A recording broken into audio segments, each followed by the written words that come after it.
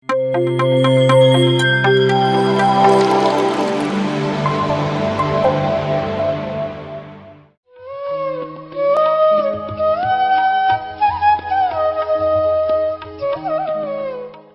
ಬಹಳ ಜನ ಬಾಯಲ್ಲಿ ಮಾತುಗಳನ್ನು ಕೇಳಿದ್ದೀನಿ. ಮತ್ತೆ ನಮ್ಮ ಚಿಕ್ಕವರಿದ್ದಾಗ ಕೂಡ ನಮ್ಮ ಸ್ಕೂಲಲ್ಲಿ ಕೂಡ ನಮಗೆ ದಾನ ಕಲಿಸ್ತಾರೆ. ಮತ್ತೆ ಅನೇಕ ಜ್ಞಾನ ಸಾಧಕರು ಜ್ಞಾನ ಒಂದು ಬೋಧನೆ ನಮ್ಗೆ ಹೇಳ್ತಾರೆ, ನೀನು ದಾನ ಮಾಡಂತ. ಆದ್ರೆ ನಾವೇನ್ ಮಾಡ್ತೀವಿ ಸ್ವಲ್ಪ ಮಟ್ಟಿಗೆ, ಅಂದ್ರೆ ನಾವ್ ಎದಕ್ ಬರ್ತೀವಿ ದಾನಕ್ಕೆ ಅಂದ್ರೆ ಇವಾಗೆ ನಮ್ಗೆ ಏನಾದ್ರು ಅನ್ಕೊಂಡ್ರೆ ಇವಾಗೆ ಚೆನ್ನಾಗಿ ಆಗ್ಬಿಡ್ಬೇಕು, ಅವಾಗಾದ್ರೂ ನಾವು ದಾನ ಮಾಡ್ತೀವಿ. ಇವಾಗೆ ಆರೋಗ್ಯ ಬಂದ್ಬಿಡ್ಬೇಕು, ಅವಾಗಾದ್ರೂ ನಾವು ದಾನ ಮಾಡ್ತೀವಿ. ಇವಾಗೆ ಒಳ್ಳೇದಾಗ್ಬೇಕು, ಅವಾಗಾದ್ರೂ ನಾವು ದಾನ ಮಾಡ್ತೀವಿ. ಇಲ್ಲಾಂದ್ರೆ ನಾವು ಮಾಡಿದ್ರು ಕೂಡ ಏನಾಗಿಲ್ಲ, ಮತ್ತೆ ಯಾಕೆ ಮಾಡ್ಬೇಕು ಅನ್ನೋ ಪ್ರಶ್ನೆ ಬಂದಾಗಲೇ ನಾವು ಹೆಚ್ಚಾದ ಸಾಧನೆಯ ಧ್ಯಾನವನ್ನು ಮಾಡಬೇಕು. ಈ ಒಂದು ಜ್ಞಾನ ನನಗೆ ದಾನದಲ್ಲಿ ಸಿಕ್ತು. ನನಗೆ ಚಂಚಲ ಮನಸ್ಸು ಬಂದಾಗ ಇನ್ನು ದಾನ ಮಾಡ್ತಾ ಇದ್ದೀನಿ, ಮತ್ತೆ ನನಗೇನಾಗ್ತಾ ಇಲ್ಲ, ಬೇಲ್ ಸಿಗ್ತಾ ಇಲ್ಲ, ಅಂದ್ರೆ ಹೊರಗಡೆ ಬರ್ಲಿಕ್ಕೆ ಆಗ್ತಾ ಇಲ್ಲ. ನಾನು ಬೇಲ್ಗೆ ಹಾಕೊಂತಿದ್ದೀನಿ, ದಾನ ಮಾಡ್ತೀನಿ, ನನ್ಗೆ ಒಳ್ಳೇದಾಗ್ಬೇಕು.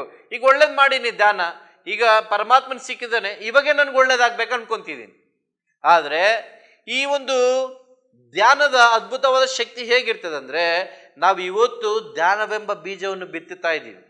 ಇವತ್ತು ಧ್ಯಾನವೆಂಬ ಬೀಜವನ್ನು ಬಿತ್ತಿದಾಗ ಅದಕ್ಕೆ ನೀರಾಗ್ಬೇಕು.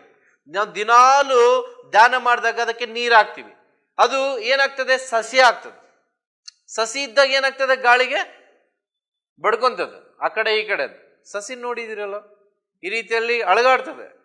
ಸಸಿ ಮರವಾಗುವವರೆಗೆ ನಾವು ಧ್ಯಾನವನ್ನು ಮಾಡಬೇಕು, ಧ್ಯಾನ ಸಾಧನೆಯನ್ನು ಬಿಡಬಾರ್ದು. ಇವತ್ತು ಧ್ಯಾನ ಸಾಧನೆ ನನಗೆ ಎಷ್ಟಾಗಿದೆ ಅಂದ್ರೆ, ಇವತ್ತು ಉಸಿರಿದೆ ಅಂದ್ರೆ ಧ್ಯಾನ, ಉಸಿರು ನಿಂತ್ರೆ ಇನ್ನು ಪರಮಾತ್ಮನಲ್ಲಿ ಧ್ಯಾನ. ಅಂದ್ರೆ ನನ್ನ ಜೀವನವೆಲ್ಲ ಒಂದು ಧ್ಯಾನಮಯವೇ ಆಗಿದೆ. ಈಗ ಊಟ ಇಲ್ದಂಗೆ ನಾನು ಇದ್ದೀನಿ, ನೀರು ಇಲ್ದಂಗೆ ಇದ್ದೀನಿ, ಆದ್ರೆ ಧ್ಯಾನ ಇಲ್ದಂಗೆ ನಾನು ಒಂದು ಕ್ಷಣ ಕೂಡ ಇಲ್ಲ. ಇಂಥ ಜೀವನ ನಂದಾಗ್ಬಿಟ್ಟಿದೆ. ಅಂದ್ರೆ ಎಷ್ಟು ಸಾಧನೆ ಮಾಡ್ಬೇಕಂದ್ರೆ, ನಮ್ಮ ಅಣುವಿನಲ್ಲಿ, ನಮ್ಮ ಆತ್ಮದಲ್ಲಿ, ನಮ್ಮ ಆಲೋಚನೆ, ನಮ್ಮ ಮನಸ್ಸಿನಲ್ಲಿ, ಎಲ್ಲದರಲ್ಲಿ ಈ ಧ್ಯಾನ ಅನ್ನೋ ಪದ ತುಂಬಿಡ್ಬೇಕು. ಈ ಧ್ಯಾನ ಶಕ್ತಿನ ಅಷ್ಟು ತುಂಬಿಸ್ಕೋಬೇಕು. ಎಷ್ಟಿದೆ ಅಂದ್ರೆ ಎಷ್ಟೋ ಇದೆ. ಈ ವಿಶ್ವಶಕ್ತಿ, ಅನಂತ ಶಕ್ತಿ ಎಷ್ಟೋ ಇದೆ, ಆದ್ರೂ ತೆಗೆದುಕೊಳ್ಳೋರು ಸ್ವಲ್ಪೇ ಜನ ಇದ್ದಾರೆ. ಚಂಚಲ ಮನಸ್ಸು, ಎರಡು ಮನಸ್ಸು ಬಂದಾಗ ಅಲ್ಲಿ ಕಟ್ಟಾಗ್ತದೆ ನಮ್ಮ ಧ್ಯಾನ. ಅಲ್ಲಿ ಕಟ್ಟಾಗಬಾರ್ದು. ನಮ್ಗೆ ಏನೇ ಆದ್ರೂ ಏನಾಗ್ತದೆ, ನಾನು ಅನ್ಕೊಂಡೆ ನಾನು ಬೇಲಾಗಿಲ್ಲ ಆದ್ರೂ ನಾನು ಧ್ಯಾನ ಮಾಡ್ತೀನಿ, ನಾನು ಒಳ್ಳೇದು ಮಾಡ್ತಾ ಇದ್ದೀನಿ ಆದ್ರೂ ನನಗೆ ಏನು ಒಳ್ಳೇದಾಗಿಲ್ಲ ಆದ್ರೂ ಧ್ಯಾನ ಮಾಡ್ತೀನಿ, ನಾನು ಅನ್ಕೊಂಡಿದ್ದಾಗಿಲ್ಲ ಆದ್ರೂ ಧ್ಯಾನ ಮಾಡ್ತೀನಿ. ಧ್ಯಾನಕ್ಕೆ 100ಕ್ಕೆ 1,00,000% ರಿಸಲ್ಟ್ ಇದೆ, ಅದಕ್ಕೆ ಗ್ಯಾರಂಟಿ ನಾನೇ ಕೊಡ್ತೀನಿ. ಚಂಚಲ ಮನಸ್ಸು ಬಂತು, ಆದ್ರೂ ಧ್ಯಾನ ಬೀಳಲಿಲ್ಲ, ಖಂಡಿತವಾಗಿ ಧ್ಯಾನ ಮಾಡಲೇಬೇಕು ಅಂತ ಬಂತು. ಆಮೇಲೆ ನನ್ನ ಮನಸ್ಸು ಈ ಒಂದು ಧ್ಯಾನದಲ್ಲಿ ಸ್ಥಿರವಾಗಿ ನಿಲ್ಲಿಸಲಿಕ್ಕೆ ಪರಮಾತ್ಮನಲ್ಲಿ ಶಕ್ತಿ ಕೇಳಿದೆ. ನಾವು ಯಾವಾಗ ಶಕ್ತಿ ನಮ್ಮಲ್ಲಿ ಕಡಿಮೆ ಆಗ್ತಿರ್ತದೋ, ಇನ್ನೂ ಹೆಚ್ಚಾದ ಒಂದು ಸ್ಥಾನಕ್ಕೆ ಹೋಗ್ಬೇಕಾದ್ರೆ ನಮಗೆ ಪರೀಕ್ಷೆಗಳು ಬರ್ತಾವ. ಆ ಪರೀಕ್ಷೆಗಳನ್ನ ನಾವು ಜಯಿಸ್ಬೇಕಂದ್ರೆ ಪರಮಾತ್ಮನಲ್ಲಿ ಇನ್ನೂ ಹೆಚ್ಚಾದ ಸಾಧನೆ ಮಾಡಬೇಕು. ಅವಾಗ ಹೆಚ್ಚಾದ ಸಾಧನೆ ಯಾವಾಗ ಮಾಡಿದ್ನೋ ಅವಾಗ ನನ್ನ ಮನಸ್ಸು ಪರಮಾತ್ಮನಲ್ಲಿ ಲೀನವಾಯ್ತು. ಆ ಮನಸ್ಸು ಅಲ್ಲಿ ಸ್ಥಿರವಾಗಿದ್ದಾಗ ನಾನು ಇನ್ನು ಅಳಗಾಡಿಲ್ಲ. ಇಲ್ಲಾಂದ್ರೆ ನಮ್ಮ ದೇಹ ಇಲ್ಲಿದ್ರು ಕೂಡ ನಮ್ಮ ಮನಸ್ಸು ಎಲ್ಲೆಲ್ಲೋ ಹೋಗ್ತದೆ, ಆ ಕೆಲಸ ಈ ಕೆಲಸ ಅಂತ ಹೇಳ್ತದೆ. ನೀನ್ ಧ್ಯಾನ ಇಷ್ಟು ಮಾಡಿ ಅಲ್ಲ, ಅದು ನಿನಗೆ ಏನಾಗಿಲ್ಲ ಎಂಬ ಒಂದು ನೆಗೆಟಿವ್ ಥಾಟ್ಸ್ ನಮ್ಮಲ್ಲಿ ಸೃಷ್ಟಿ ಮಾಡ್ತದೆ. ಆ ನೆಗೆಟಿವ್ ಥಾಟ್ಸ್ ನಮ್ಗೆ ಬರಬಾರ್ದಂದ್ರೆ ಇನ್ನೂ ಪಾಸಿಟಿವ್ನೆಸ್ ನಲ್ಲಿ ನಾವು ಬಿಲ್ಡ್ ಆಗ್ಬೇಕು. ಎಷ್ಟು ಬಿಲ್ಡ್ ಆಗ್ಬೇಕಾದ್ರೆ ನೆಗೆಟಿವ್ ಅನ್ನೋದು ನಮ್ಮ ಹತ್ರ ಬರಬಾರ್ದು. ಅಷ್ಟು ನಾವು ಬಿಲ್ಡ್ ಆದ್ರೆ ಇನ್ನೊಬ್ಬರ ಒಂದು ಬಿಲ್ಡಿಂಗ್ ಕಟ್ಟಲಿಕ್ಕೆ ಸಾಧ್ಯ. ಇನ್ನೊಬ್ರು ಚೆನ್ನಾಗಿರ್ಬೇಕಾದ್ರೆ ಮೊದಲು ನೀನ್ ಚೆನ್ನಾಗಾಗ್ಬೇಕು. ನನಗೆ ಇಷ್ಟು ಅನುಭವ ಆಗ್ಲಿಕ್ಕೆ ಅನೇಕ ವರ್ಷಗಳಿಂದ ಸಾಧನೆ ಮಾಡ್ಲಿಕ್ಕೆ ಅನುಭವ ಆಗಿದ್ದಕ್ಕಾಗಿ ಇಲ್ಲಿ ಕುಂದಿರ್ತೀನಿ ನಾನು. ಇಲ್ಲಿಂದ ನಾನು ಕುಂದಿರ್ಲಿಕ್ಕೆ ಇಲ್ಲಿ ನನಗೆ ಯೋಗ್ಯತೆ ಅರ್ಹತೆ ಇಲ್ಲ. ಹಾಗೆ ನಾನೇನ್ ಮಾಡಿದೆ, ಆ ಸ್ಥಿರವಾದ ಮನಸ್ಸಿನಲ್ಲಿ ಪರಮಾತ್ಮನಲ್ಲಿ ಇಟ್ಟು ನಾನು ಹೆಂಗಾದ್ರೂ ಧ್ಯಾನ ಮಾಡ್ತೀನಿ ಅಂತ 1 ಸಾರಿ ರಿಜೆಕ್ಟ್ ಆಯ್ತು, ಆದ್ರೂ ಧ್ಯಾನ ಮಾಡಿದೆ. 2 ಸಾರಿ ರಿಜೆಕ್ಟ್ ಆಯ್ತು, ಆದ್ರೂ ಧ್ಯಾನ ಮಾಡಿದೆ. 3 ಸಾರಿ ಆಯ್ತು, 4 ಸಾರಿ 5 ಸಾರಿ ಆಯ್ತು, 6 ಸಾರಿ ಆಯ್ತು. 7ನೇ ಸಾರಿ ಸುಪ್ರೀಂ ಕೋರ್ಟ್ಗೆ ಹೋದ್ರೆ ಸುಪ್ರೀಂ ಕೋರ್ಟ್ ಅಲ್ಲಿ ಕೂಡ ಬೇಲ್ ರಿಜೆಕ್ಟ್ ಮಾಡಿದ್ರು. ಈಗ ನಾನು ಧ್ಯಾನ ಮಾಡ್ತಿದ್ದೀನಿ, ಆದ್ರೆ ರಿಸಲ್ಟ್ ಬರ್ತಾ ಇಲ್ಲ ನನಗೆ. ಆದ್ರೆ ನಾವೇನ್ ಅನ್ಕೋತೀವಿ, ರಿಸಲ್ಟ್ ಹೀಗೆ ಬರ್ಬೇಕಾದ್ರೆ ಪರಮಾತ್ಮನು ಪ್ರತಿಯೊಂದು ಕೂಡ ಈ ಪ್ರಪಂಚದಲ್ಲಿ ಒಂದು ಸಮಯ ಇಟ್ಟಿದ್ದಾನೆ. ಇಲ್ಲಾಂದ್ರೆ ನಾನು ಧ್ಯಾನ ಮಾಡಿ ಇವತ್ತು ಇಲ್ಲಿ ಕುಂದಿರ್ಲಿಕ್ಕೆ ಆಗ್ತಾ ಇರ್ಲಿಲ್ಲ. ಅವಾಗ ಹೇಳಿದಾಗ ಅವಾಗ ಕೇಳ್ತಾ ಇರ್ಲಿಲ್ಲ, ಒಳ್ಳೇದು ತಗೊಂತಾ ಇರ್ಲಿಲ್ಲ, ಕೆಟ್ಟದೇ ತಗೊಂತಾ ಇದ್ದೆ. ಆದ್ರೆ ಇವಾಗ ಯಾರಾದ್ರೂ ಒಳ್ಳೇದು ಹೇಳಿದ್ರೆ, ಜ್ಞಾನ ಹೇಳಿದ್ರೆ ಫಸ್ಟ್ ಕೈ ಮುಗಿದು ಕೇಳ್ತೀನಿ, ನನಗೆ ಒಳ್ಳೇದು ಹೇಳ್ರಿ, ಜ್ಞಾನ ಹೇಳ್ರಿ. ಎದಕ್ಕಂದ್ರೆ ಒಳ್ಳೇದ್ರಿಂದ ನಮ್ಮ ಜೀವನ ಬದಲಾಗ್ತದೆ ಹೊರತು ಕೆಟ್ಟದ್ರಿಂದ ಯಾವ ಲಾಭವಿಲ್ಲ ಎಂಬ ಸತ್ಯದ ಅರಿವು ನನಗಾಗಿದೆ. ಇನ್ನ ನಾನು ಅಲ್ಲಿ ಸಂಕಲ್ಪ ಮಾಡಿಕೊಂಡೆ, ಮತ್ತೆ ಸ್ಥಿರವಾಗಿ ಮನಸ್ಸಿನಲ್ಲಿ ಪರಮಾತ್ಮನಲ್ಲಿಟ್ಟೆ. ಇನ್ನು ಧ್ಯಾನ ಸಾಧನೆ ಮಾಡಿದೆ. ನನ್ನಲ್ಲಿ ಅನೇಕ ಅನುಭವಗಳಾಗ್ಲಿಕ್ಕೆ ಶುರು ಮಾಡಿದ್ವು. ಯಾವಾಗ ಅನುಭವಗಳಾದವೋ ನಾನೇನ್ ಮಾಡಿದೆ ಅಂದ್ರೆ ಒಂದು ಪುಸ್ತಕ ಮಾಡಿದೆ. ಧ್ಯಾನದಲ್ಲಿ ಜೈಲಲ್ಲಿ ಒಂದು ಪುಸ್ತಕ ಮಾಡಿದೆ. ಈ ಪುಸ್ತಕದಲ್ಲಿ ನನ್ನ ಅನುಭವಗಳನ್ನು ಬರ್ಕೊಂತ ಹೋದೆ. ನಿಮ್ಗಾಗುವಂತ ಅನುಭವಗಳು ನೀವೇನಾದ್ರೂ ಇದ್ರೆ ನೀವು ಪುಸ್ತಕ ತಗೋಬೇಕು, ಪುಸ್ತಕದಲ್ಲಿ ಬರಿಬೇಕು. ಯಾಕಂದ್ರೆ ಇದು ಬರಿತಿರುವಂತ ಒಂದು ನಿಮ್ ವಾಕ್ಯಗಳಿದಾವಲ್ಲ, ಇದು ಎಷ್ಟು ಲಕ್ಷ ಕೋಟಿ ಕೊಟ್ಟರು ಕೂಡ ಮತ್ತೆ ಸಿಗೋದಿಲ್ಲ. ಇದು ಆತ್ಮದ ಜ್ಞಾನ, ಆತ್ಮದ ಸಂಪತ್ತು. ನಮ್ಗೇನಾದ್ರೂ ಇದೆ ಅಂದ್ರೆ ಅದು ಧ್ಯಾನದಲ್ಲಿ ಆಗುವಂತ ಅನುಭವಗಳು. ಅದಕ್ಕಾಗಿ ನಿಮ್ಗೆ ಏನೇನು ಅನುಭವ ಆಗ್ತದೋ ನೀವು ಪಕ್ಕದಲ್ಲಿ ಒಂದು ನೀರನ್ನಿಟ್ಕೊಂಡು ಒಂದು ಪುಸ್ತಕವನ್ನಿಟ್ಕೊಂಡು ನೀವು ಧ್ಯಾನಕ್ಕೆ ಕೂತು ಆ ಪುಸ್ತಕದಲ್ಲಿ ಏನೇನು ಅನುಭವಗಳಾಗ್ತವೋ ಬರೀರಿ. ನಿಮಗೆ ಅದು ಉಪಯೋಗ ಆಗಿಲ್ಲ ಅಂದ್ರೆ ನಿಮ್ಮ ಹಿಂದೆ ಬರೋರ್ಗಾದ್ರೂ ಅದು ಖಂಡಿತವಾಗಿ ಉಪಯೋಗ ಆಗೇ ಆಗ್ತದೆ. ಯಾಕಂದ್ರೆ ಅನುಭವ ಇಲ್ಲದೆ ಯಾರು ತಿಳ್ಕೊಳ್ಳೋದಿಲ್ಲ. ಈಗ ನನ್ನ ಜೀವಿತದಲ್ಲಿ ಇಷ್ಟು ಅನುಭವ ಆಗಿದೆ. ಇದು 5 ವರ್ಷದ ಒಂದು ಅನುಭವ.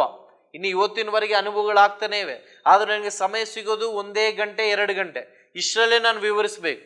ಅದು ಆತ್ಮವಾಣಿಯಿಂದ ನಾನು ಎಷ್ಟಾಗ್ತದೋ ಅಷ್ಟೇ ಹೇಳ್ತೀನಿ. ಆದ್ರೆ ಇನ್ನೂ ಹೇಳ್ಬೇಕಾಗಿದ್ದು ಇನ್ನೂ ಬಹಳ ಇದೆ. ಆದ್ರೆ ಪುಸ್ತಕದಲ್ಲಿ ಬರ್ದಿ ಅಂದ್ರೆ ಅದು ಯಾವಾಗಲೂ ಕೂಡ ಇನ್ನೊಬ್ಬರಿಗೆ ಉಪಯೋಗವಾಗ್ತದೆ. ಅದಕ್ಕಾಗಿ ನಾವು ಈ ಪ್ರಪಂಚದಲ್ಲಿ ಪರಮಾತ್ಮ ನಮ್ಗೆ ಏನಾಗಿಟ್ಟಿದ್ದಾನೆ ಅಂದ್ರೆ ಬೆಳಕಾಗಿಟ್ಟಿದ್ದಾನೆ. ಬೆಳಕು ಏನಾಗ್ತದೆ ಅಂದ್ರೆ ಇತರರಿಗೆ, ಕತ್ತಲಲ್ಲಿವರಿಗೆ ಬೆಳಕನ್ನು ತೋರಿಸ್ತದೆ. ಅದಕ್ಕಾಗಿ ಹೆಚ್ಚಾಗಿ ನಿಮ್ ಕೈ ಮುಗಿದು ಕೇಳ್ಕೊಳ್ಳೋದೆ ಅಂದ್ರೆ ಪುಸ್ತಕವನ್ನು ತೆಗೆದುಕೊಳ್ಳ್ರಿ, ಪುಸ್ತಕವನ್ನು ಬರೀರಿ. ನಿಮ್ಮ ಅನುಭವದ ಒಂದು ಮಂಟಪಗಳನ್ನ ನೀವು ಇಟ್ಟಾಗ ಶರಣರು ಯಾವ ರೀತಿಯಲ್ಲಿ ಸಜ್ಜನ ಸಾಂಗತ್ಯ ಒಂದು ಅನುಭವಗಳನ್ನ ಹಂಚ್ಕೊಳ್ತಿದ್ರು, ಅದೇ ರೀತಿಯಲ್ಲಿ ಆ ಅನುಭವಗಳನ್ನ ಹಂಚ್ಕೊಳ್ಳಿಕ್ಕೆ ಕೂಡ ಎಲ್ಲರಿಗೆ ಸಾಧ್ಯವಾಗ್ತದಂತ ನಿಮ್ಮಲ್ಲಿ ಒಂದು ಕೋರ್ಕೊಳ್ತೀವಿ. ರೀತಿಯಲ್ಲಿ ಆ ಸಮಯದಲ್ಲಿ ನನಗೇನಾಯ್ತು, ರಿಜೆಕ್ಟ್ ಆದಂಗೆಲ್ಲ ನಾನು ಧ್ಯಾನ ಸಾಧನೆ ಮಾಡಿದೆ. 8ನೇ ಸಾರಿ ನನಗೆ ಯಾವ ಸ್ಥಿತಿನಲ್ಲಿ ನಾನು ಬಂತಂದ್ರೆ, ನನಗೆ ಬೇಲಾದರೂ ಬೇಲಾಗಿಲ್ಲ ಅಂದ್ರು, ನನಗೆ ಯಾರಿದ್ರು ಯಾರು ಇಲ್ಲದೆ ಹೋದ್ರು, ನಾನು ಸತ್ರು ನಾನು ಬದುಕಿದ್ರು, ಆ ಪರಮಾತ್ಮ ನನಗೆ ಬೇಕು, ನಾನು ಧ್ಯಾನ ಮಾಡಬೇಕು, ಧ್ಯಾನ ನಾನು ಬಿಟ್ಕೊಡಲ್ಲ ಎಂಬ ಸ್ಥಿತಿಗೆ ನಾನು ಬಂದ್ಬಿಟ್ಟೆ. ಯಾವಾಗ ಆ ಸ್ಥಿತಿಗೆ ನಾನು ಬಂದ್ಬಿಟ್ನೋ, ನನಗೇನೇನು ಅಂದುಕೊಂಡಿದ್ದ ಅವಾಗ ಆಗಿಲ್ಲ. ಆದ್ರೆ ಯಾವಾಗ ಆ ಸ್ಥಿತಿಗೆ ಬಂದೋ, ನಾನು ಏನು ಅಂದುಕೊಂಡಿಲ್ಲ ಅಂದ್ರೂ ಎಲ್ಲ ಒಳ್ಳೇದಾಗ್ಕೊಂತ ಬಂದ್ಬಿಡ್ತು.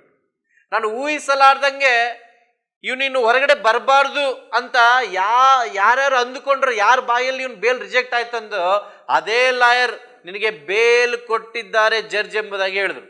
ನನ್ನ ಜೀವಿತದಲ್ಲಿ ಬಹಳ ಅದ್ಭುತವಾದ ಸಮಯ ಅದು. ಜಡ್ಜ್ ಇವನಿಗೆ ಬೇಲೇ ಕೊಡಬಾರ್ದು ಅಂತಂದ್ರು. ಎದಕ್ಕಂದ್ರೆ ಅಷ್ಟು ಕ್ರೂರವಾಗಿ ಜೀವಿತವನ್ನು ಜೀವಿಸಿದೆ. ಆದ್ರೆ ಧ್ಯಾನ ಸಾಧನೆಯಿಂದ ಏನಾಯ್ತಂದ್ರೆ ನನ್ನ ಅಜ್ಞಾನ ಹೋಯ್ತು, ನನ್ನಿಂದ ನನ್ನ ಕತ್ತಲ ಜೀವನ ಹೋಯ್ತು, ಅಧೋಗತಿ ಜೀವನ ಹೋಯ್ತು, ಮಧ್ಯಮ ಜೀವಿತ ಹೋಯ್ತು. ಇವಾಗ ಯಾರಿಗಾದ್ರೂ ಧ್ಯಾನ ಹೇಳ್ಬೇಕು, ಯಾರಿಗಾದ್ರೂ ಆತ್ಮಜ್ಞಾನ ಹೇಳ್ಬೇಕಂದ್ರೆ ನನ್ನ ಆತ್ಮದಲ್ಲಿ ಎಷ್ಟೋ ಆನಂದ ಬರ್ತದೆ, ಎಷ್ಟೋ ಸಂತೋಷ ಆಗ್ತದೆ, ಎಷ್ಟೋ ನೆಮ್ಮದಿ ಸಿಗ್ತದೆ. ಇದು ಯಾಕಾಗ್ತದಂದ್ರೆ ಇದು ಉತ್ತಮವಾದಂತ ಜೀವಿತ.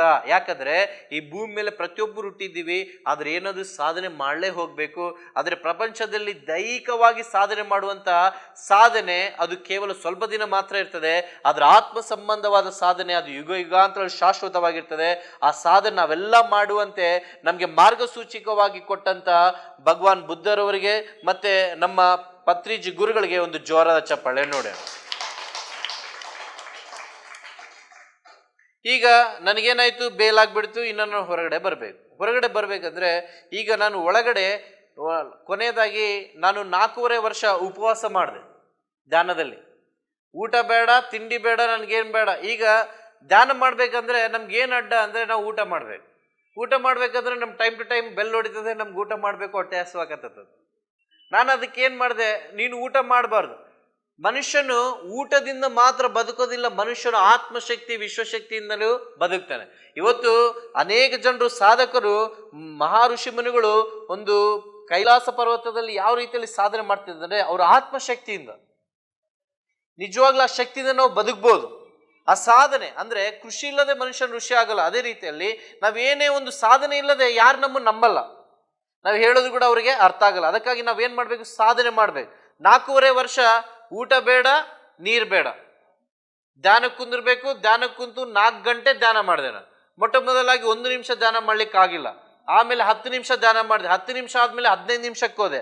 15 ನಿಮಿಷ ಆದ್ಮೇಲೆ ಅರ್ಧ ಗಂಟೆಗೆ ಬಂದೆ. ಅರ್ಧ ಗಂಟೆ ಆದ್ಮೇಲೆ 1 ಗಂಟೆ. ದಿನ 5 ನಿಮಿಷ 10 ನಿಮಿಷ ಹೆಚ್ಚು ಮಾಡ್ಕೊಂತ ಹೋದೆ.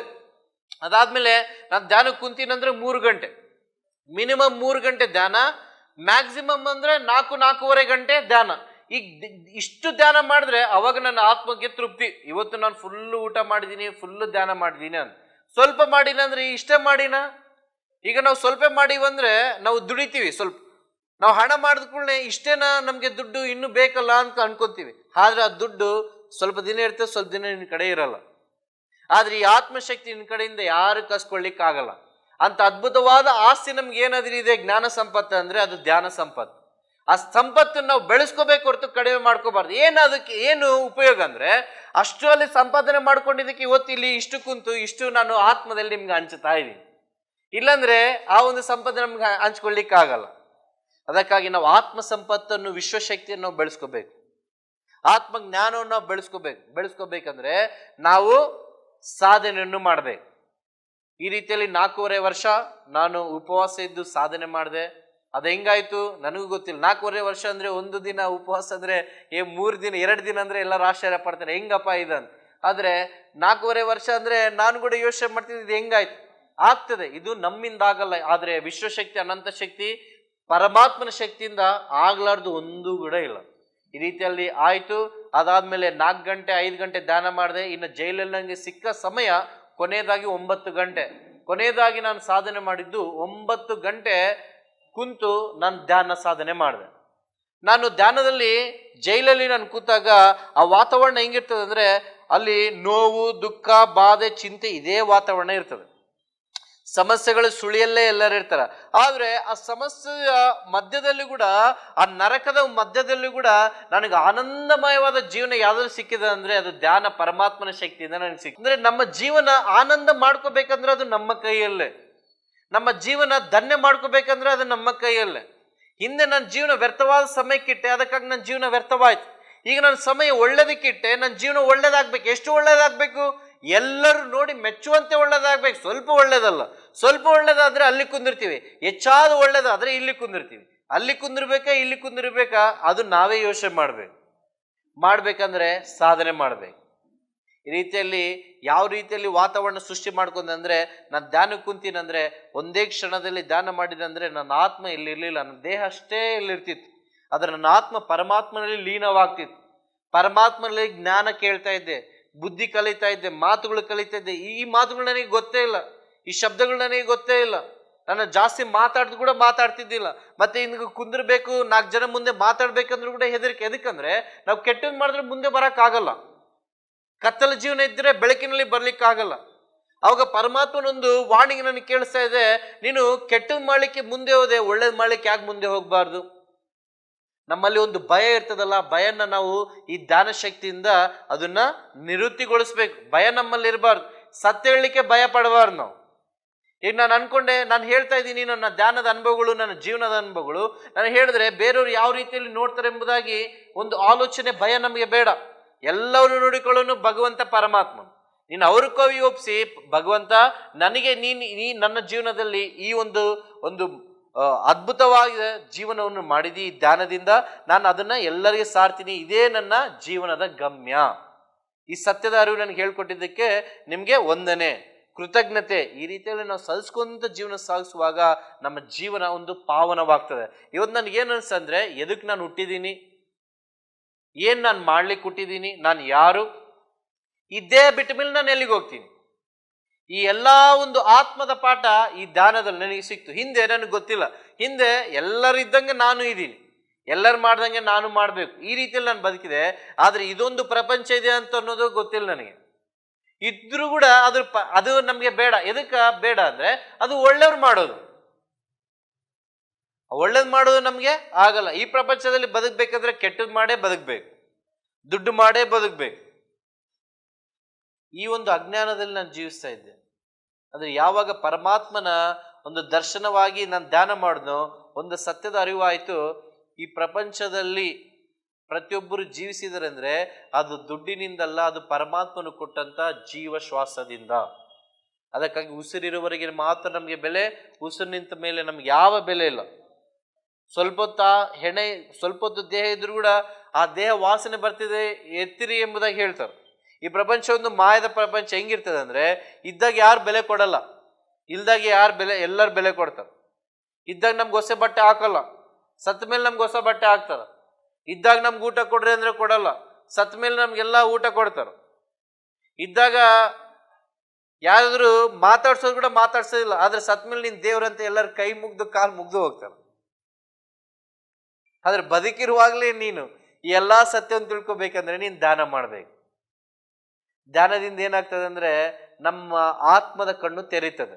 ಅದು ನಮ್ಗೆ ಥರ್ಡ್ ಐ ಅಂತಾರ, ವಿಸ್ಡಮ್ ಐ. ಆ ಜ್ಞಾನದ ಕಣ್ಣು ತೆಗೆದ್ರೆ ಈ ಪ್ರಪಂಚ ನೋಡೋ ದೃಷ್ಟಿನೇ ಬೇರೆ ಆಗ್ತದೆ. ನಾನು ಹಿಂದೆ ಈ ಸೃಷ್ಟಿನ ಯಾವ ರೀತಿಯಲ್ಲಿ ನೋಡ್ತಿದ್ದೆ ಅಂದ್ರೆ ಕೆಟ್ಟದಾಗಿ ನೋಡ್ತಿದ್ದೆ. ಬದುಕ್ಬೇಕಾದ್ರೆ ಕೆಟ್ಟವರಾಗಿ ಬದುಕ್ಬೇಕು, ಇಲ್ಲಾಂದ್ರೆ ಬದುಕಕ್ಕಾಗಲ್ಲ. ನಾವು ಕೂಡ ಈ ಪ್ರಪಂಚದಲ್ಲಿ ಇದ್ದಾಗ ನಿಮ್ಗೆಲ್ಲರಿಗೂ ಹಂಗೆ ಅನಿಸ್ತದೆ. ನಮ್ಗೆ ಯಾವಾಗ ನಾವು ಧ್ಯಾನ ಮಾಡಿ ನಾವು ಒಳ್ಳೆ ಸಾಂಗತ್ಯವನ್ನ ಬೆಳೆಸ್ಕೊತೀವಿ, ನಮ್ಗೆ ಅವು ಅರ್ಥವಾಗ್ತದೆ. ಆ ಒಂದು ಆತ್ಮದ ಕಣ್ಣು ತೆಗೆದಾಗ ಈ ದೃಷ್ಟಿ ಯಾವ ರೀತಿಯಲ್ಲಿ ಇರ್ಬೇಕಂದ್ರೆ, ದೃಷ್ಟಿ ಒಳ್ಳೇದಾದ್ರೆ ಸೃಷ್ಟಿನೇ ಮಾರ್ಪಾಡ್ತದ. ಇವತ್ತು ನಿಮ್ಮನ್ನೆಲ್ಲರನ್ನು ಯಾವ ರೀತಿಯಲ್ಲಿ ನೋಡ್ತೀನಿ ಅಂತ ಭಗವಂತ ಸ್ವಾರೂಪ್ಯರಾಗಿ ನೋಡ್ತಾ ಇದ್ದೀನಿ, ಪರಮಾತ್ಮನ ಸ್ವಾರೂಪ್ಯರಾಗಿ ನೋಡ್ತಾ ಇದ್ದೀನಿ. ಅದಾಗ್ಲಿಕ್ಕೆ ನಾವು ಇಲ್ಲಿಗೆ ಬಂದಿದ್ದೀವಿ.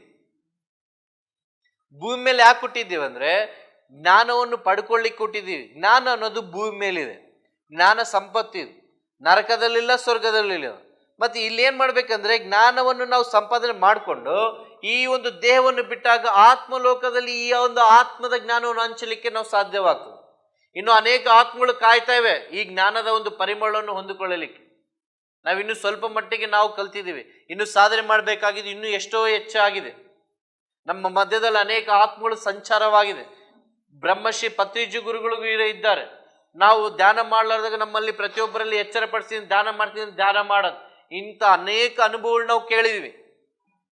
ಇವಿವೆ ಅಂದ್ರೆ ಇವೆ, ಸತ್ಯನಂದ್ರೆ ಸತ್ಯ. ನಾನು ಹೊರಗಡೆ ಬರ್ಲಿಕ್ಕೆ ಆಗ್ತಾ ಇಲ್ಲ, ಆದ್ರೆ ಬಂದಿದ್ದೀನಿ, ನಿಮ್ಮ ಮುಂದೆ ಕುಂತಿದ್ದೀನಿ ಅಂದ್ರೆ ಇದೆಲ್ಲ ನಿಜವಾಗ್ಲೂ ಇದೆ. ನಿಜವಾಗ್ಲೂ ಭಗವಂತ ಇದ್ದಾನೆ, ನಿಜವಾಗ್ಲೂ ಧ್ಯಾನ ಶಕ್ತಿ ಇದೆ. ನಿಜವಾಗ್ಲೂ ಧ್ಯಾನ ಶಕ್ತಿ ಇಂದ ಏನಾದ್ರೂ ಆಗ್ತದೆ. ನಾವು ಕೇವಲ ಸ್ವಲ್ಪ ತಿಳ್ಕೊಂಡಿವಿ, ಧ್ಯಾನದಿಂದ ಏನಾಗ್ತದೆ, ನನ್ಗೆ ಒಳ್ಳೇದಾಗ್ತದೆ, ಧ್ಯಾನದಿಂದ ನನ್ಗೆ ಏನಾಗ್ತದೆ, ಆರೋಗ್ಯ ಸಿಗ್ತದೆ. ಆದ್ರೆ ನಾವು ಎಷ್ಟು ನಾವು ನೋಡ್ಕೊಂಡು ಸ್ವಲ್ಪ ಊಟ ಮಾಡಿದ್ರೆ ಸ್ವಲ್ಪ ಹೊಟ್ಟೆ ತುಂಬ್ತದೆ, ನಾವು ಬಹಳ ಊಟ ಮಾಡಿದ್ರೆ ಅದು ಎಲ್ಲಾ ನರಗಳಿಗೆ ನಮ್ಗೆ ಶಕ್ತಿ ಕೊಡ್ತದೆ. ಅದೇ ರೀತಿಯಲ್ಲಿ ಧ್ಯಾನದಲ್ಲಿ ಎಷ್ಟೋ ಹೆಚ್ಚಾದ ಶಕ್ತಿ ಇದೆ. ಅದಕ್ಕಾಗಿ ನಾವು ಧ್ಯಾನ ಮಾಡುವಾಗ ನಾವು ಒಂದು ಸತ್ಯವನ್ನು ತಿಳ್ಕೊಬೇಕು. ಇವತ್ತು ನಾವು ಧ್ಯಾನ ಮಾಡ್ತಿದೀವಿ ಅಂದ್ರೆ 1, 2, 3 ಲಾಭವಲ್ಲ, ಧ್ಯಾನ ಮಾಡಿದ್ರೆ ಕೋಟಿ ಲಾಭಗಳು. ಏನಾಗ್ತದೆ, ಏನಾಗಲ್ಲ, ಎಲ್ಲ ಆಗ್ತದೆ. ನೀನು ಅಂದುಕೊಂಡಿದ್ದಲ್ಲ, ಅದಕ್ಕಿಂತ ಉನ್ನತವಾಗಿ ಆಗ್ತದೆ. ನಾನು ಅಂದುಕೊಂಡಿದ್ದೆಲ್ಲ ಆಗಿದೆ ಧ್ಯಾನದಲ್ಲಿ. ನಾನು ಅನ್ಕೊಂಡೆ ಇನ್ನ ಧ್ಯಾನದ ಒಂದು ಮಾರ್ಗ ಸಿಕ್ತು, ಇನ್ನ ಧ್ಯಾನ ಶಕ್ತಿ ನನಗೆ ಸಿಕ್ತು, ನಾನು ಇನ್ನು ಸುಮ್ಮನಿರೋದು ಬೇಡ, ನಾನು ಹೋಗಿ ಎಲ್ಲರಿಗೆ ಧ್ಯಾನ ಹೇಳ್ಕೊಡ್ಬೇಕು, ಧ್ಯಾನ ಹಂಚ್ಬೇಕಂತ. ನಾನು ಇರೋದು ಬಳ್ಳಾರಿನಲ್ಲಿ. ಅಲ್ಲಿ ಕೇಳ್ತಾ ಇದ್ದೀನಿ ನಮ್ಮ ಗುರುಗಳಿಗೆ, ಗುರುಗಳೇ ಇಲ್ಲಿ ನೋಡಿ ಬೆಂಗಳೂರಲ್ಲಿ ಬಂದಿದ್ದೀನಿ, ಇಲ್ಲೆಲ್ಲ ಬ್ಯುಸಿ ಇದ್ದಾರೆ, ಎಲ್ಲ ಬಹಳ ಜನ, ಯಾರು ಕೇಳ್ತಾರೋ ಇಲ್ಲೋ, ನಾನು ಯಾವ ರೀತಿಯಲ್ಲಿ ಹೇಳ್ಬೇಕು ಅವ್ರಿಗೆ ಎಂಬುದಾಗಿ ಕೇಳ್ತಿರುವಾಗ ಅದೇ ಅವ್ರು ಹೇಳಿದ್ರು, ಅಲ್ಲಿ ನಮ್ಮ ಮಾಸ್ಟರ್ ಇದ್ದಾರೆ ವಿರೂಪಾಕ್ಷಿ ಗುರುಗಳು ಎಂಬುದಾಗಿ. ನಾನು ಅವ್ರಿಗೆ ಗುರುಗಳು ಕೇಳಿದಾಗ ನಮ್ದು ಬಳ್ಳಾರಿ ಎಂಬುದಾಗಿ ಹೇಳಿ ಅವ್ರು ಮೊಟ್ಟ ಮೊದಲಾಗಿ ನನಗೆ ಇಲ್ಲಿ ಕ್ಲಾಸ್ ಕೊಟ್ರು. ಇಲ್ಲಿ ಕೋಲಾರದಲ್ಲಿ ಕ್ಲಾಸ್ ಕೊಟ್ಟಾಗ ಅಲ್ಲಿ ಎಲ್ಲರೂ ಆಶ್ಚರ್ಯಪಟ್ರು. ನನಗೂ ಗೊತ್ತಿಲ್ಲ ಆ ರೀತಿಯಲ್ಲಿ. ಅದು ಎಲ್ಲ ಭಗವಂತನ ಒಂದು ಕೃಪೆ, ಆ ಪರಮಾತ್ಮನ ಕೃಪೆಯಿಂದ ಬಹಳ ಅದ್ಭುತವಾಯ್ತು. 2ನೇ ಕ್ಲಾಸ್ ಇಲ್ಲಿ ಕೊಟ್ರು, ಇದು 3ನೇ ಕ್ಲಾಸ್. ಇದೆಲ್ಲ ನೀನ್ ಅಂದುಕೊಳ್ಳುವಂತ ಸಂಕಲ್ಪ. ನೀನ್ ಇನ್ನೊಬ್ರಿಗೆ ಒಳ್ಳೇದ್ ಮಾಡ್ಬೇಕಂದ್ರೆ ಇಡೀ ಪ್ರಕೃತಿ ವಿಶ್ವಶಕ್ತಿ ನಿನ್ಗೆ ಪ್ರೋತ್ಸಾಹ ಮಾಡ್ತೇನೆ, ನೀನು ಒಳ್ಳೇದನ್ನು ಮಾಡು. ಅದಕ್ಕಾಗಿ ನಾವು ಯಾವಾಗಲೂ ಕೂಡ ಒಳ್ಳೇದನ್ನೇ ಬಯಸ್ಬೇಕು.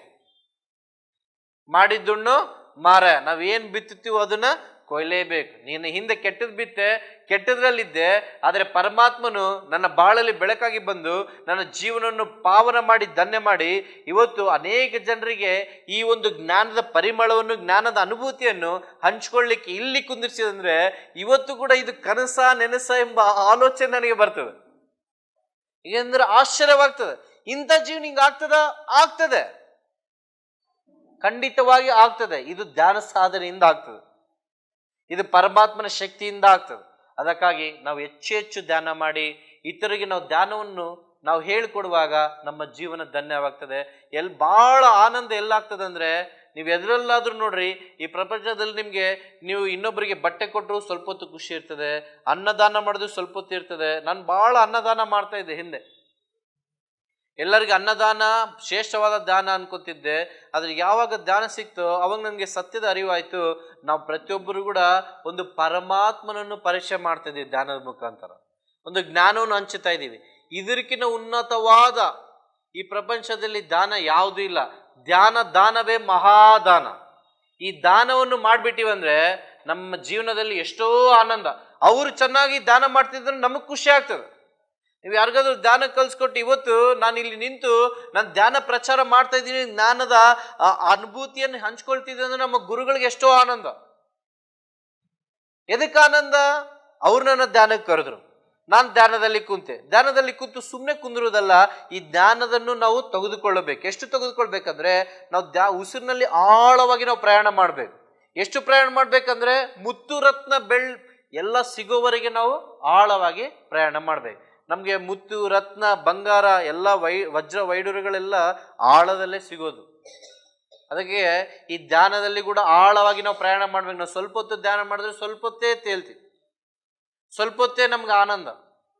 ಹೆಚ್ಚು ಹೆಚ್ಚು ಧ್ಯಾನ, ಹೆಚ್ಚು ಹೆಚ್ಚು ಆನಂದ. ಸಮಯ ಎಲ್ಲ ವ್ಯರ್ಥವಾಯ್ತು. ನಾನು ಅನ್ಕೊಂಡೆ ಸಮಯ ನಾನು ವೇಸ್ಟ್ ಮಾಡಿದೆ, ಇನ್ಮೇಲೆ ನಾನು ಸಮಯ ವೇಸ್ಟ್ ಮಾಡಲ್ಲ. ನಾನು ಪ್ರತಿಯೊಂದು ಕ್ಷಣ ಧ್ಯಾನ ಮಾಡ್ತೀನಿ, ಪ್ರತಿಯೊಂದು ಕ್ಷಣ. ಈ ಕಣ್ಣು ಮುಚ್ಕೊಳ್ಳಿಕ್ಕಾಗಲ್ಲ. ಕಣ್ಣು ಆತ್ಮದಲ್ಲಿ ಅಂತರಂಗದಲ್ಲಿ ಪ್ರಯಾಣ ಮಾಡಿ ಆತ್ಮದಲ್ಲಿ ಧ್ಯಾನ ಮಾಡ್ತಾ ಇರ್ತೀವಿ. ಆಗ್ತದೆ. ಇದಕ್ಕೆ ಒಂದು ಹಂತಗಳಿವೆ. ಅದಕ್ಕಾಗಿ ಇಲ್ಲಿ ಬಹಳ ಜನ ವಯಸ್ಸಾದವರು ಬಂದಿದ್ರೆ ಕಾರಣ ಏನಂತಂದ್ರೆ ಇದು ಸರಿಯಾದ ಒಂದು ಸಮಯ. ಈ ಸಮಯದಲ್ಲಿ ನೀವು ತಿಳ್ಕೊಬೇಕಂತ ಸತ್ಯ ಏನಂದ್ರೆ ಈಗ ದೇಹ ಬಿಡುವಂತ ಸಮಯ ಬಂತು. ಈ ದೇಹಕ್ಕೆ ಅಂತ್ಯವಿದೆ, ಆದ್ರೆ ನಮ್ಮ ಆತ್ಮಕ್ಕೆ ಅಂತ್ಯವಿಲ್ಲ. ನಮ್ಮ ಆತ್ಮ ಎಲ್ಲಿಗೆ ಹೋಗ್ಬೇಕೆಂಬ ಪ್ರಯಾಣ ನಿಮಗೆ ಗೊತ್ತಾಗ್ಬೇಕು. ಈಗ ನಾವು ಕ್ಲಾಸ್ ಮುಗಿದ್ಕೊಂಡು ನಾವು ಹೇಗೆ ಯಾವ ರೀತಿಯಲ್ಲಿ ಮನೆಗೆ ಹೋಗ್ತೀವೋ ಅದೇ ರೀತಿಯಲ್ಲಿ ಈ ಆತ್ಮ ಎಲ್ಲಿಂದ ಬಂದಿದ್ದು ಎಲ್ಲಿಗೆ ಹೋಗ್ಬೇಕೆಂಬ ಸತ್ಯದ ಅರಿವು ನಮ್ಗೆ ಗೊತ್ತಾಗ್ಬೇಕು. ಅದು ನಮ್ಗೆ ಗೊತ್ತಾಗ್ಬೇಕಂದ್ರೆ ನಾವು ಧ್ಯಾನ ಸಾಧನೆ ಮಾಡ್ಬೇಕು. ಧ್ಯಾನದಲ್ಲಿ ಎಲ್ಲಾ ಅರಿವು ನಮಗೆ ಗೊತ್ತಾಗ್ತದೆ. ಅದಕ್ಕಾಗಿ ಧ್ಯಾನ ಮಾಡಿರಿ, ಇನ್ನೊಬ್ಬರಿಗೆ ಧ್ಯಾನವನ್ನು ಹಂಚಿರಿ. ಈ ಎರಡೇ ವಿಷಯಗಳು. ನಮ್ಮ ಗುರುಗಳು ಹೇಳಿದ್ರು, ನಮ್ಮ ಗುರುಗಳು ಬಹಳ ಪ್ರೀತಿ ಮಾಡ್ತಿದ್ರು. ಹಬ್ಬ ಏನಾದ್ರು ಇದ್ರೆ ಅವ್ರು ಮನೆಯಲ್ಲಿ ಮಾಡ್ತಾ ಇದ್ದಿಲ್ಲ, ಜೈಲಲ್ಲಿ ಬಂದು ಕೈದಿಗಳ ಜೊತೆ ಮಾಡ್ತಿದ್ರು. ನಮ್ಗೆ ಬಹಳ ಆಶ್ಚರ್ಯ ಅನಿಸ್ತಿತ್ತು.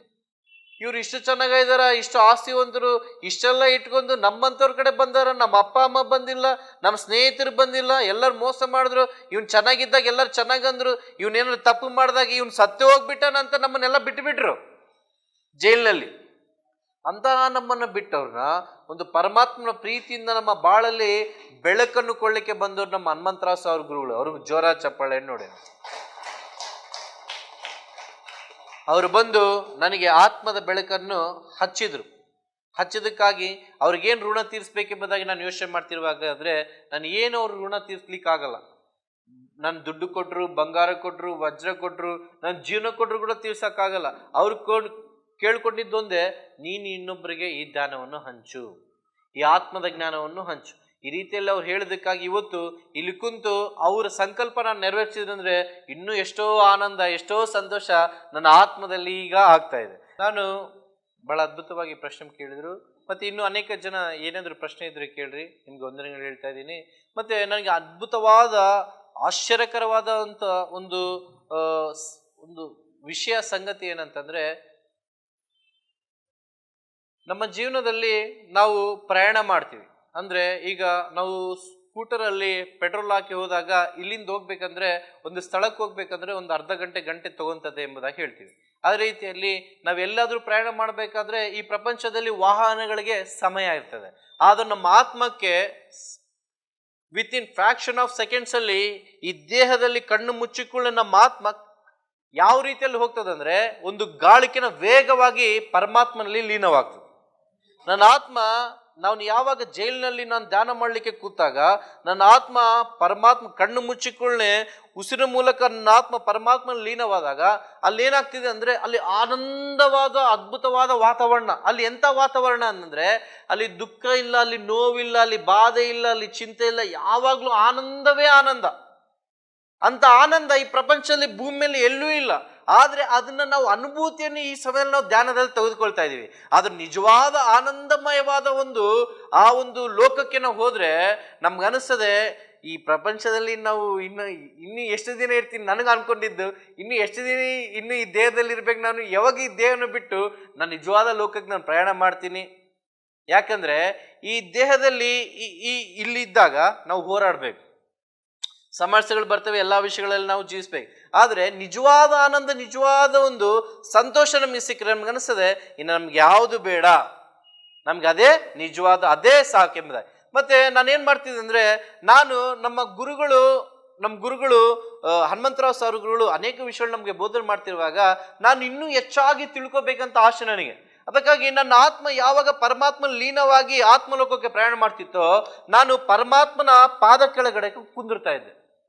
ಕುಂತು ಅಲ್ಲಿ ಕೇಳ್ತಾ ಇದ್ದೆ, ಭಗವಂತ ಪರಮಾತ್ಮನೇ ನನಗೆ ಜ್ಞಾನವನ್ನು ಹಂಚು, ನನಗೆ ಬುದ್ಧಿ ಇಲ್ಲ, ನನಗೆ ಜ್ಞಾನ ಇಲ್ಲ, ನನಗೆ ಮಾತುಗಳು ಬರಲ್ಲ, ನನ್ನ ಅಜ್ಞಾನದಲ್ಲಿದ್ದೀನಿ, ನನಗೆ ಈ ವಿಷಯಗಳು ನೀವೇ ತಿಳಿಸೆಂಬುದಾಗಿ ಪ್ರತಿಯೊಂದು ವಿಷಯವನ್ನು ಕೂಡ ಆ ಭಗವಂತನಲ್ಲೇ ನಾನು ಕೇಳಿದ್ದೀನಿ. ಇಲ್ಲಾಂದ್ರೆ ಈ ಮಾತುಗಳು ನನಗೆ ಬರ್ಲಿಕ್ಕೆ ಸಾಧ್ಯನೇ ಇಲ್ಲ, ಈ ಜ್ಞಾನ ಬರ್ಲಿಕ್ಕೆ ಸಾಧ್ಯನೇ ಇಲ್ಲ.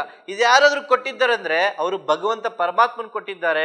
ಅವ್ರು ಎಲ್ಲಿದ್ದಾರೆ ಅಂದ್ರೆ ಈ ಸಮಯದಲ್ಲಿ ಪ್ರತಿಯೊಬ್ಬರ ದೇಹವೆಂಬ ದೇವಾಲಯದಲ್ಲೇ ಇದ್ದಾರೆ. ಅವ್ರಿಗೆ ಆಸೆ ಏನಂದ್ರೆ ನಮ್ಮ ದೇಹವನ್ನು ಬಿಟ್ಟು ನಾವು ಆತ್ಮಲೋಕಕ್ಕೆ ಪ್ರಯಾಣ ಮಾಡ್ಬೇಕು, ಅನುಭೂತಿ ನಾವು ಇಲ್ಲೇ ಹೊಂದ್ಕೋಬೇಕು. ಬ್ರದರ್ ನೀವ್ ಹೆಂಗ್ ಹೇಳ್ತೀರಿ ಇದು ನಿಜವಾದದ್ದ ಅಂತ ನೀವು ಅದನ್ನ ಹೇಳ್ಬೋದು. ಅದಕ್ಕೆ ಉದಾಹರಣೆ ನಾನು ನಿಮ್ಗೆ ಹೇಳ್ತೀನಿ. ಉದಾಹರಣೆ ಏನಂತಂದ್ರೆ, ನಮ್ಗೆ ಯಾರಾದ್ರೂ ನೋವು ಕೊಟ್ಟಾಗ ನಮ್ಗೆ ಏನ್ ಅನಿಸ್ತದೆ? ಬಾಧೆ ಅನಿಸ್ತದೆ, ದುಃಖ ಅನಿಸ್ತದೆ. ಎಲ್ಲರೂ ಮೋಸ ಮಾಡಿದಾಗ ನಾವು ಅನ್ಕೊಂತೀವಿ ನನ್ನ ಜೀವನ ಜೈಲಲ್ಲಿ ಹೆಂಗಾಯ್ತಂದ್ರೆ ನರಕವಾಯ್ತು. ಅಂದ್ರೆ ನಾವು ಚೆನ್ನಾಗಿದ್ದಾಗ ಸ್ವರ್ಗದಲ್ಲಿ ಇದ್ದಂಗೆ ಇದ್ದೀವಿ, ನಾವು ದುಃಖ ಆದಾಗ ಎಂತ ನರಕದಲ್ಲಿ ಬಿದ್ದೀವಿ ಅಂತ ನಾವು ಯಾರು ಹೇಳಿಕೊಡೋ ಅವಶ್ಯಕತೆ ಇಲ್ಲ. ನಮ್ಮ ಆಟೋಮೆಟಿಕ್ ಆಗಿ ನಮ್ಮ ಬಾಯಿಂದ ಮಾತು ಬರ್ತದ ಎಂತ ನರಕವಾದ ಜೀವನ ಆಯ್ತು ಇದೆ ಅಂತ, ಸ್ವರ್ಗವಾದ ಜೀವಿತ ಏನಂತ ನಮ್ಮ ಬಾಯಿಂದನೇ ಬರ್ತದೆ. ಅಂದ್ರೆ ಸ್ವರ್ಗ ನರಕ ಅನ್ನೋದು ಎರಡೂ ಇದೆ. ಆದ್ರೆ ಆ ಸ್ವರ್ಗ ನಿನ್ ಜೀವನ ಸ್ವರ್ಗ ಮಾಡ್ಕೋಬೇಕು, ನರಕ ಮಾಡ್ಬೇಕು, ಅದನ್ನು ನಮ್ಮ ಕೈನೆಲ್ಲ ಇದೆ. ಅಂದ್ರೆ ಕೆಟ್ಟದ್ ಮಾಡಿದ್ರೆ ಅದು ನರಕ, ಒಳ್ಳೇದು ಮಾಡಿದ ಸ್ವರ್ಗ. ಅದು ನಮ್ಮ ಮನಸ್ಸಾಕ್ಷಿ ಹೇಳ್ತದೆ. ಒಳ್ಳೇದು ಕೆಟ್ಟದ್ದು ನಮ್ಮಲ್ಲೇ ಇದೆ. ಅದಕ್ಕೆ ನಾವು ಪ್ರತಿಯೊಂದು ಸಮಯದಲ್ಲಿ ಕೆಟ್ಟದ್ದು ಮಾಡೋ ಮುಂದೆ ನಮ್ಮ ಮನಸ್ಸು ಹೇಳ್ತದೆ ನೀನು ಕೆಟ್ಟದ್ದು ನೀನು ಮಾಡಬೇಡ ಅಂತದ್ದು. ಆದ್ರೆ ನಾವು ಅದು ಮಾತು ಕೇಳಲ್ಲ. ಇವಾಗ ನಾವು ಇಲ್ಲಿ ಕುಂತಾಗ ನಮ್ಮ ಮನಸ್ಸು ಅನೇಕ ವಿಷಯಗಳು ನಮ್ಗೆ ಹೇಳ್ತಾ ಇತ್ತು, ಇದು ಸತ್ಯನ ಸುಳ್ಳ, ಇವ್ರು ಹೇಳ್ತಿದ್ರು ನಿಜನ ಸುಳ್ಳ ಅಂತ ಅನೇಕ ಪ್ರಶ್ನೆಗಳು ನಮ್ಗೆ ಕೂಡ್ತದೆ. ಅವಾಗ ನಾವೇನ್ ಮಾಡ್ಬೇಕಂದ್ರೆ ಈ ಮನಸ್ಸನ್ನು ಆತ್ಮಕ್ಕೆ ಲೀನ ಮಾಡಿ ಮನಸ್ಸಿನ ಆತ್ಮದಿಂದ ಈ ಮಾತನ್ನು ಕೇಳಿದಾಗ ಇದು ಸತ್ಯ ಹೇಳ್ತದೆ, ಇದು ಆತ್ಮವಾಣಿ, ಪರಮಾತ್ಮನ ವಾಣಿ, ಇದು ಮನುಷ್ಯನ ಮಾತಲ್ಲ ಎಂಬ ಅರಿವು ನಮ್ಗೆ ಅಲ್ಲಾಗ್ತದೆ. ಈ ರೀತಿಯಲ್ಲಿ ಇನ್ನೂ ಅನೇಕ ಅನುಭವಗಳಾಗಿವೆ. ಯಾವ ರೀತಿಯಲ್ಲಿ ಅನುಭವ ಆಗ್ತಿರ್ತದೆ ಅಂದ್ರೆ, ನನ್ನ ದೇಹ ಇಲ್ಲೇ ಇರ್ತದೆ, ಆದ್ರೆ ನಾನು ಮನೆಗೆ ಹೋಗಿದ್ದೆ, ನಾನು ಟೆಸ್ಟ್ ಮಾಡ್ಕೊಂಡೆ, ನನ್ನ ಮನೆಗೆ ಹೋಗಿನಿ, ಅಲ್ಲಿ ನಮ್ಮ ಹೆಣ್ಮಕ್ಳು ಇದ್ದಾರ, ನಾನು ಆಮೇಲೆ ಅವ್ರಿಗೆ ಫೋನ್ ಮಾಡಿ ಕೇಳ್ತಾ ಇದ್ದೀನಿ, ಅವ್ರ ಡ್ರೆಸ್ ನೋಡಿದ್ದೀನಿ, ಫೋನ್ ಮಾಡಿ ಕೇಳ್ತಾ ಇದ್ದೀನಿ, ನೀನು ಇಂಥ ಡ್ರೆಸ್ ಇವತ್ತು ಹಾಕೊಂಡಿದ್ದೆ, ಇಂಥ ಕಡೆ ಕುಂತಿದ್ದೆ ಅಂದ್ರೆ, ಹೌದು ನಾನು ಕುಂತಿದ್ದೆ, ನೀನ್ ಹೆಂಗ್ ನೋಡಿದಿ ಅಂತಂದು.